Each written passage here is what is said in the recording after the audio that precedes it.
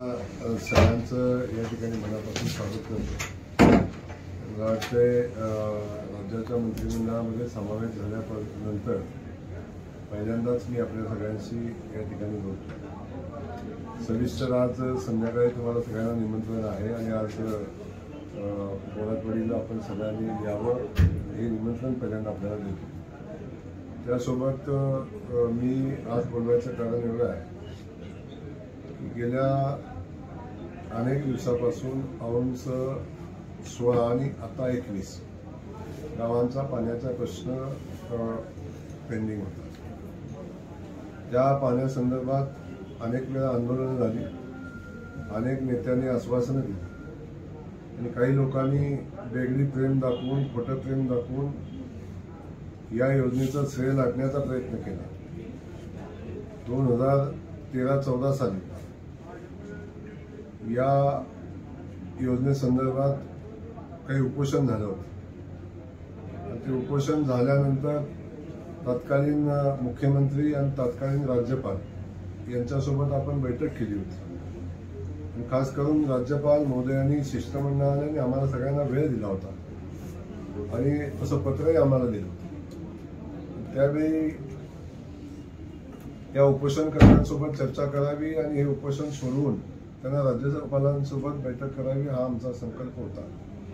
परंतु त्यावेळी राजकीय परिस्थिती अशी होती की तत्कालीन नेत्यांनी या पाणी योजनेच्या संदर्भात जयकुमार गोरेंना श्रेय मिळू नये अशा पद्धतीची भूमिका घेतली आणि मी पोचायच्या आत 5 मिनिटं उपोषण सोडून रिकामे झाले। तेव्हापासून आज अखेर या पाणी योजनेवर कधी त्यांनी एक शब्द काढला नाही, कधी चर्चा केली नाही, कधी काय चाललंय याचाही विचार केला नाही।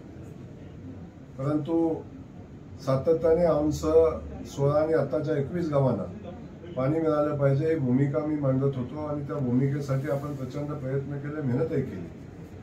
मला सांगायला आनंद होतो की पहिल्या टप्प्यामध्ये औंध 16 गावांना आणि आताच्या 21 गावांना साधारण 1.25 TMC पाणी उपलब्ध झालं आणि ते पाणी उपलब्ध झाल्यानंतर या पाणी योजनेला मान्यता घेण्यासंदर्भात चा प्रस्ताव महाराष्ट्र सरकारकडे गेला आणि SLTCची मान्यता घेत असताना MWRAची मान्यता घेत असताना ही योजना कंप्लीट नवीन आहे आणि या नवीन योजनेसाठी राज्यपालाची मान्यता घेतली पाहिजे अशा पद्धतीची क्वेरी काढून तो प्रस्ताव आला होता आणि तसा राज्यपालाकडे महाराष्ट्र सरकारकडून आदरणीय देवेंद्र फडणवीस साहेबांच्या प्रयत्नात हा प्रस्ताव आम्ही राज्यपालाकडे पाठवला आणि आदरणीय देवेंद्र फडणवीस साहेब असतील आणि आम्ही सगळेच असू, आम्ही सगळ्यांनी त्या प्रस्तावाचा फॉलोअप केला।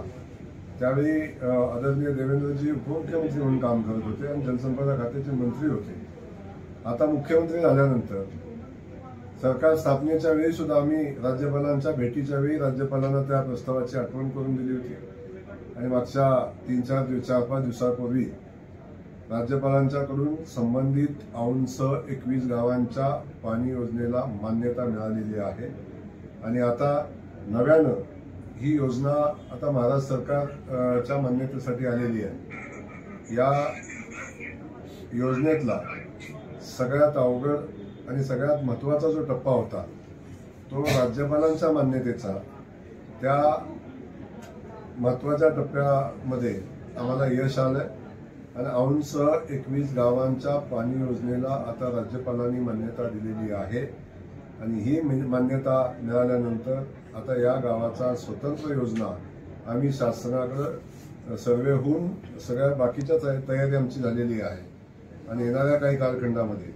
8 तारखेला संबंधित योजनेसंदर्भात संबंधित खात्याचे मंत्री आदरणीय विखे पाटील साहेबांच्या सोबत आपण बैठक लावलेली आहे आणि औंधची पाणी योजना तातडीनं मार्गी लागली पाहिजे। त्या योजनेला शासनाची मान्यता आता घ्यायला लागेल, ती मान्यता घेण्यासंदर्भातली कारवाई आम्ही आता करतोय।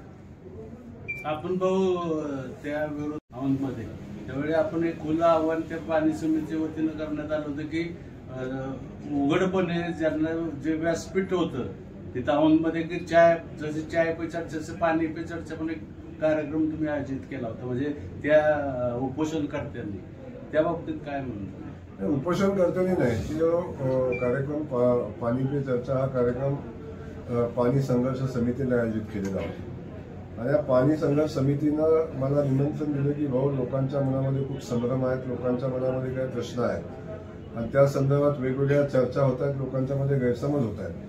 तेव्हा भाऊ आपण जर म्हणत असाल तर आम्ही एक पाणी पे चर्चा आम्ही आयोजित करतो आणि ती चर्चा आम्ही औंध त्या भागातलं सगळ्यात मोठं गाव आहे त्या चौकामध्ये आम्ही ती चर्चा करतो आणि लोकांना निमंत्रित करतो. लोकांना या संदर्भात काय प्रश्न असतील, लोकांच्या काय अडचणी असतील, लोकांना याच्या संदर्भात काय बोलायचं असेल तर त्या व्यासपीठावर खुली चर्चा व्हावी आणि त्यातून या योजनेच्या संदर्भातले जे गैरसमज आहेत ते दूर व्हावेत आणि योजनेची नेमकी सध्याची परिस्थिती काय ते समजावं यासाठी ती पाणी पे चर्चा झालेली होती.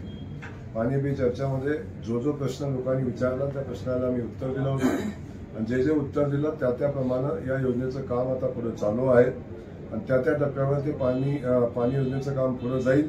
आणि मी जो शब्द दिला होता की 3 वर्षाच्या आत औंधसह 21 गावांना पाणी योजना मंजूर होऊन प्रत्यक्षात काम होऊन पाण्याची योजना पूर्णत्वाकडे जाईल अशी परिस्थिती होईल, त्याच्यामध्ये कुठलीही शंका घेण्यासारखी परिस्थिती राहिलेली नाही किंवा राहणार नाही.